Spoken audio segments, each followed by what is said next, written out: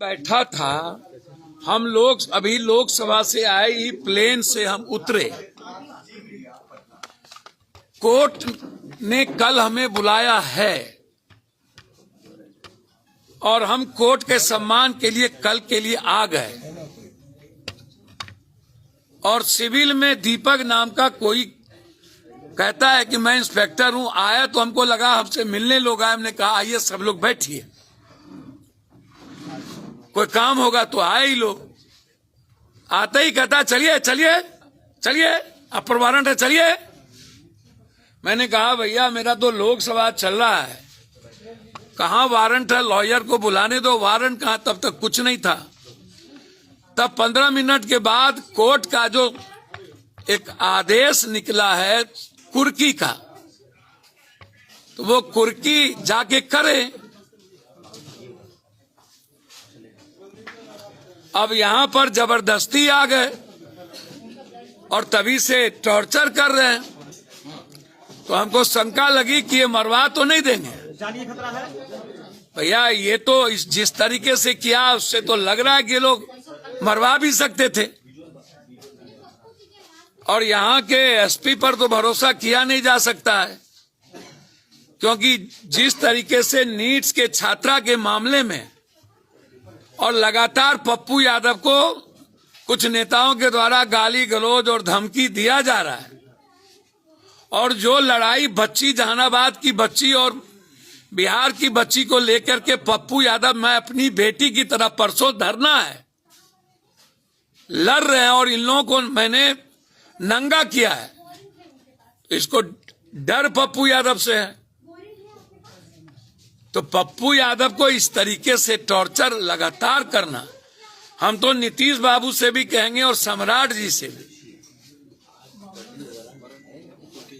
बदले की भावना से, बदले की भावना उससे आप पूछिए कि वारंट है, देख लीजिए। मेरे यहाँ वो कैसे आ सकते हैं? खुर्दा की कुर्की का है तो जाए कर ले। मेरे यहाँ वो कैसे आ गए बिना वारंट के? क्या कहा आते हैं लोगों ने? चलिए, हमको लगा कौन आ गया मारने के लिए भाई।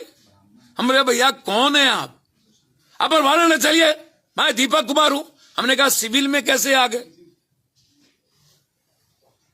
भैया बहुत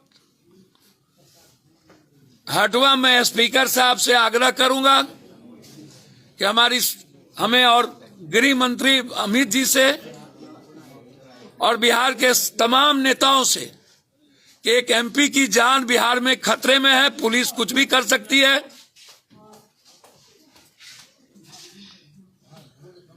आप हमें सुरक्षित करें। पिछले दिनों आपकी सुरक्षा भी कमजोर कर दी गई।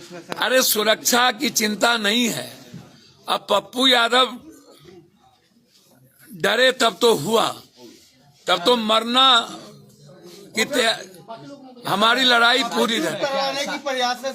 अच्छा, इसमें चुप का क्या? बेटी का सवाल है, नीट की लड़ाई है, बच्ची के सुरक्षा का सवाल है, उसमें चुप क्या करेंगे? पुलिस अरेस्ट करने आई है। किस केस का वारंट लेकर आया? भैया 35 साल पुराना जिसमें बेल था मेरा, उसमें बेल टुट्टी हो गई तो उसमें हमको नॉलेज में नहीं था। तो उसमें अगले बार भी हमारी गिरफ्तारी हुई थी 40 साल पुराना केस में, जो केस ही नहीं था। बाहर में एक बस फोर्स आए हुए हैं। अच्छा एक बात बताइए, एक बस आवे चाहे 10 बस आवे, उसमें मैं क्या करूं? गिरफ्तारी देंगे आप? अब रात में कोई लॉ तो नहीं कहता है, इनके पास वारंट भी नहीं है जी। वो कुर्की वाला पेपर है भाई, पढ़ लीजिए ना। तो पुलिस इतना भी नहीं पढ़ पा रही है वारंट और कुर्की क्या होता है? वो वारंट लेके ना आएंगे। रात में जान की भी डर लग रही है आपको? अब आते हमको काहे का डर लगेगा? हमको गजब बात करते हैं। लेकिन हम जरूर चाहेंगे सारे प्रेस वाले से। पिछली बार सम्राट चौधरी के दबाव में हो रहा है पप्पू यादव जी सब। अब ये मैं राजनीति तो नहीं करूंगा। मैं ये नहीं कहूंगा कि सम्राट जी के दबाव में या नीतीश जी ऐसा काम तो नहीं करते। गृह मंत्री सम्राट चौधरी हैं तो उन्हीं पर। मुझको ये नहीं पता सम्राट, लेकिन मुझे पता है कि पुलिस को बहुत डर है पप्पू यादव से। कि सच मत बोलिए और नीट्स की लड़ाई को कमजोर कर दीजिए और बंद कर दी। क्या लग रहा है आप सर मैं तो आया ही ना कोर्ट में, लड़ाई लड़ रहे हैं, उसका खामियाजा आपको भुगतना पड़ तो रहा है। अगले बार भी तो कोरोना का खामियाजा भुगते थे, इस बार नीट्स का खामियाजा भुगत लिए। प्रशासन के लोग आपको डांट डपट किए हैं। आप तो देखे ही, वीडियो है, सारा वीडियो है कि किस तरह से उन्होंने बिहेव किया है, बहुत गलत बिहेव किया है।